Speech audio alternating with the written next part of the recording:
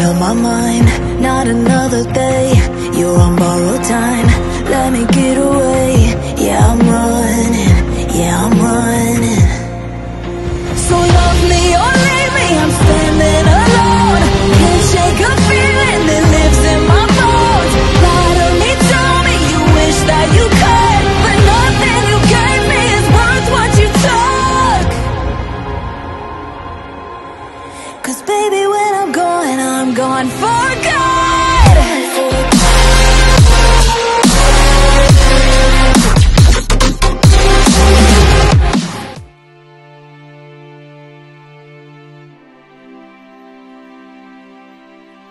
Melanjutkan dari kisah sebelumnya. Sebelumnya dengan menggunakan segel formasi yang berasal dari kitab Dewa Iblis Langit, Xiaoyan akhirnya berhasil mengalahkan Tian Luolan. Dan meskipun di saat kritisnya Tian Luolan berhasil melarikan diri, namun dengan kekuatan jiwa ilusi, Xiaoyan berhasil menemukannya lalu membunuhnya dan memasukkan jiwanya ke dalam bendera penekan jiwa. Saat ini Xiaoyan kembali memusatkan pikirannya lalu melepaskan jiwa Tian Luolan. Karena jiwa Tian Luolan telah terkurung di dalam bendera penekan jiwa, maka jiwanya sama sekali tidak mungkin melarikan diri. Tanpa membuang waktu, Xiaoyan langsung melakukan pencarian jiwa secara mendalam pada jiwa Tian Luolan. Dia ingin memperoleh informasi tentang beberapa orang lainnya seperti Bing Leidong, Yao Nantian, serta Zhu Jiangyi. Mereka adalah orang-orang yang dulu memaksanya ke dalam situasi hidup dan mati. Sejak pertempuran itu, Xiaoyan sudah bertekad harus balas dendam. Penghinaan itu tidak boleh dilepaskannya begitu saja. Ini juga merupakan pernyataan perang kepada Master Su dan memperingatkan bahwa membunuhnya tidak akan semudah itu. Dalam ingatan Tian Luolan, hal pertama yang Xiaoyan lihat adalah momen ketika Master Su memanggil mereka dan memberi perintah untuk menyergap. Setelah itu muncul informasi tentang Bing Leidong dan Yao Nantian. Bing Leidong berasal dari dunia 9 dewa, sementara Yao Nantian berasal dari dunia misterius surga barat. Adapun mengenai Zhu Jiangyi, tidak ada catatan yang jelas seolah orang itu benar-benar misterius. Namun yang pasti Zhu Jiangyi pernah memanggil makhluk kepala aneh itu dan memaksa untuk merebut fragmen avatar Yuan Shen. Sehingga apapun yang terjadi, Xiaoyan harus merebutnya kembali. Setelah mendapatkan informasi yang diinginkannya, ada satu potongan memori lain yang membuat Xiaoyan merasa waspada. Dalam gambaran itu, muncul sosok tetua Phoenix Api dan merupakan sosok yang bertarung melawan Xuan Huang. Saat itu mereka berada di dalam kuil Fengzhu di mana tampak sebuah altar besar. Di tengah altar itu, duduk dua bayangan gelap dan Phoenix Api memberi hormat kepada salah satunya. Adapun sosok lainnya dengan wajah pucat dan aura mendalam di pusat altar adalah Raja Tianzang. Ternyata Raja Tianzang berada di dalam kuil Fengzhu. Xiaoyan bergumam pelan. Setelah proses pencarian jiwa selesai, Xiaoyan kembali menyegel jiwa Tian Luolan ke dalam bendera penekan jiwa. Namun kali ini bendera itu tiba-tiba berubah dan muncul cahaya melingkar berwarna gelap yang berkilau di permukaannya. Bendera penekan jiwa telah berevolusi. Xiaoyan tampak sedikit terkejut. Setelah mengumpulkan cukup banyak kekuatan jiwa tingkat tinggi, artefak itu akhirnya menunjukkan perubahan. Xiaoyan mencobanya dengan hati-hati dan mendapati bahwa bendera penekan jiwa telah memiliki kekuatan teknik tersendiri. Meskipun belum dia gunakan sepenuhnya, namun dari gelombang yang terpancar saja sudah jelas bahwa kekuatannya sangat luar biasa. Tanpa ragu, Xiaoyan segera menggunakan jiwa ilusi. Dan dalam sekejap tubuhnya muncul kembali di lautan hitam Jiaolong. Saat ini Xuan Huang sedang menghadapi serangan dari pihak Phoenix Api. Namun meskipun tubuhnya yang besar diguncang keras, tampaknya dia sama sekali tidak terluka. Xiaoyan menduga dengan tepat bahwa Xuan Huang sengaja menyembunyikan kekuatannya yang sesungguhnya. Walau dari luar tampak terdesak dan kacau, sebenarnya dia selalu tenang dan terkendali. Entah Xuan Huang sedang menguji sesuatu atau memang memiliki alasan lain untuk tidak menampakkan kekuatan sejatinya. Tetapi jelas masing-masing dari mereka punya rahasianya sendiri.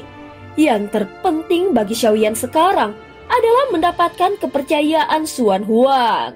Karena dengan begitu akan lebih mudah baginya untuk mencari dan menyelamatkan Raja Tianzang. Jika seseorang mampu mengancam keberadaan Tianzang, maka musuh itu pasti bukan sosok biasa. Setidaknya para pemimpin Phoenix Api yang ada saat ini tampak belum memiliki kekuatan di tingkat itu. Dunia Sanhai masih menyimpan banyak bahaya tersembunyi dan Raja Tianzang tampaknya telah terjebak.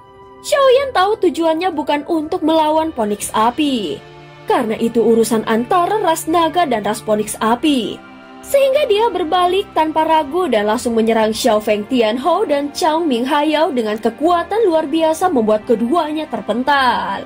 Tian Luolan sudah mati. Jika kalian tidak ingin bernasib sama, maka pergilah atau berdiri di sisiku. Kedua makhluk itu menatap Xiaoyan dengan penuh kewaspadaan. Dari sorot mata mereka, terlihat jelas bahwa mereka belum sepenuhnya mempercayai kata-kata dari Xiaoyan. Namun Xiaoyan segera mengangkat tangannya lagi dan melepaskan jiwa Tian Luolan dari dalam bendera penekan jiwa. Begitu keluar, Tian Luolan mengeluarkan jeritan parau seakan mencoba meminta pertolongan. Namun semuanya sudah terlambat.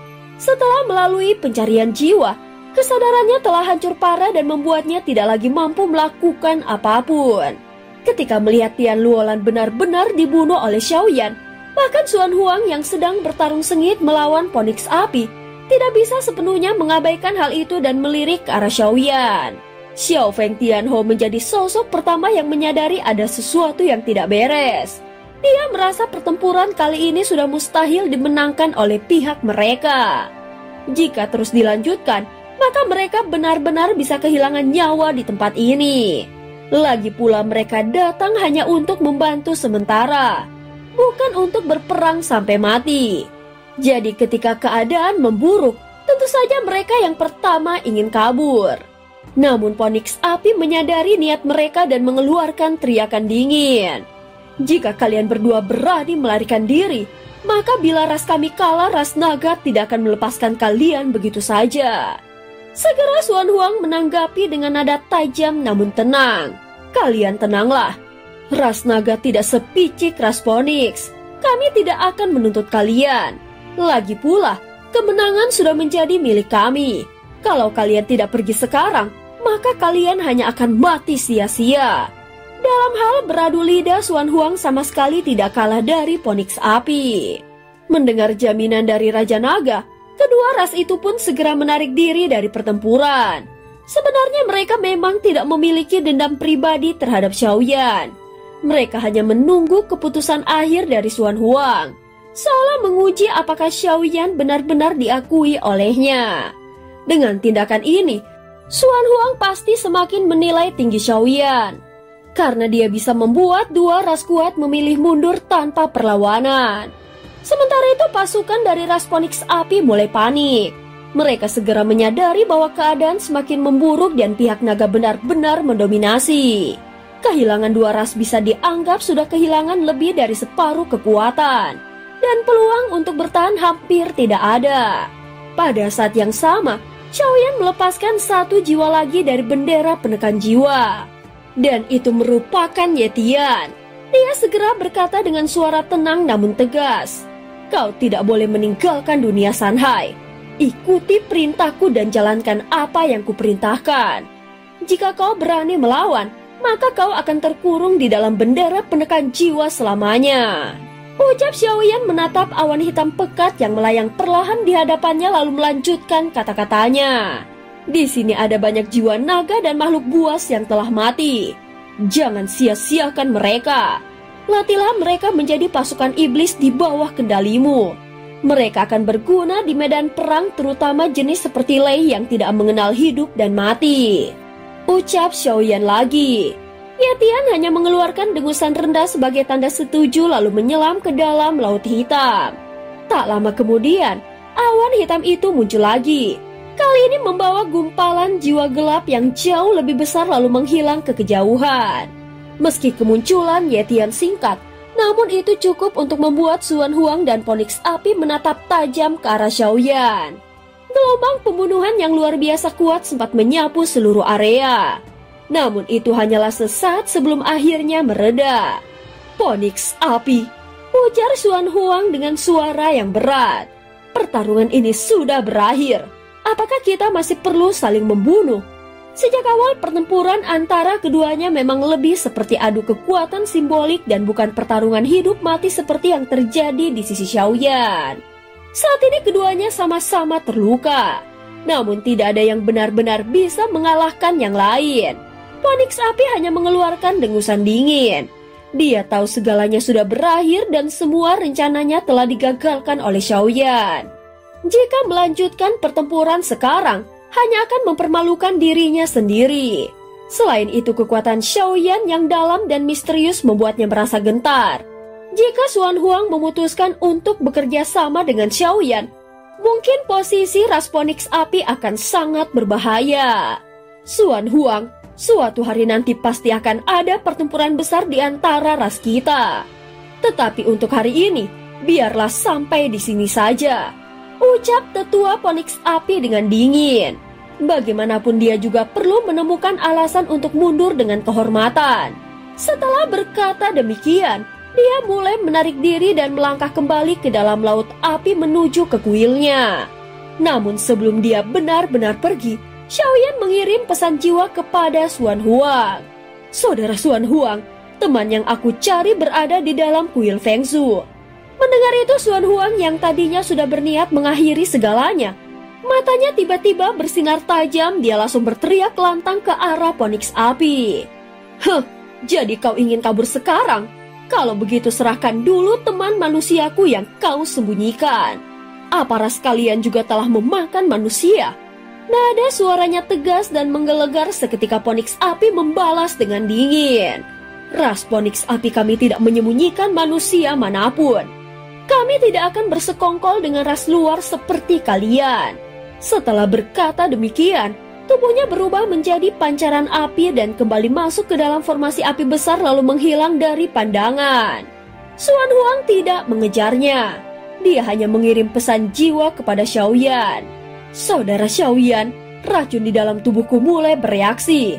Biarkan aku memulihkan diri sejenak. Lalu kita akan bersama-sama pergi ke kuil Feng Shu untuk mengambil temanmu," ucap Xuan Huang dengan nada yang lemah. Dan cerita pun berakhir. Terima kasih udah dengerin Mihu dari awal sampai akhir ya. Sampai jumpa.